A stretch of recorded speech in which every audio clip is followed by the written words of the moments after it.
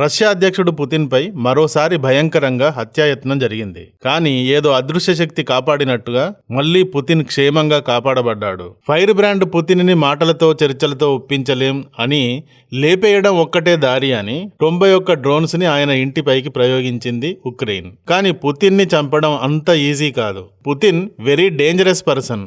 తన ఆత్మరక్షణ కోసం అతను ఏర్పాటు చేసుకున్న సెక్యూరిటీ వలయం అసాధారణం. పుతిన్ని లేపేయడానికి దాడి జరగడం ఇదే మొదటిసారి కాదు. ఇలా చాలాసార్లు జరిగాయి. పుతిన్ ఇంటిపైన ఉక్రెయిన్ అధ్యక్షుడు జెలెన్స్కీ 91 డ్రోన్స్ ను ప్రయోగించాడు. పుతిన్ ఇల్లు మాస్కోకు వాయువ్యంగా 350 కిలోమీటర్ల దూరంలో ఉన్న అడవి ప్రాంతంలోని ఒక లేక్ ఒడ్డున జాతీయ ఉద్యానవనానికి ఆనుకుని ఉంటుంది. పుతిన్ ఇంటి పేరు వాల్డాయిస్పా. వాల్డాయిస్పా లేక్ పక్కన ఉంటుంది కాబట్టి ఇంటికి అదే పేరును పెట్టారు. ఇంటి కాంప్లెక్స్ లో ఒక పూల్ ఉంటుంది, గోల్ఫ్ కోర్సు ఉంటుంది, secret helipad, secret railway stations ఉంటాయి. 1200 స్క్వేర్ కిలోమీటర్ల విస్తీర్ణంలో ఒక పెద్ద ప్యాలెస్ ఉంటుంది. సో ఇంత పెద్ద ఏరియాలో విస్తరించి ఉంటుంది కాబట్టి ఎలానైనా లేపేయాలి అని జెలెన్స్కీ ఏకంగా 91 డ్రోన్స్ ని వదిలాడు. కానీ ఈ ఇల్లు పుతిన్ ఇల్లు. పుతిన్ ప్రాణాలు 24/7 365 డేస్ థ్రెట్ లో ఉంటాయి. ఎందుకంటే ఉక్రెయిన్ ని 3 ఏళ్లుగా బద్దలు కొడుతున్నాడు ఇతడు. పావువంతు భూభాగాన్ని ఆక్రమించాడు.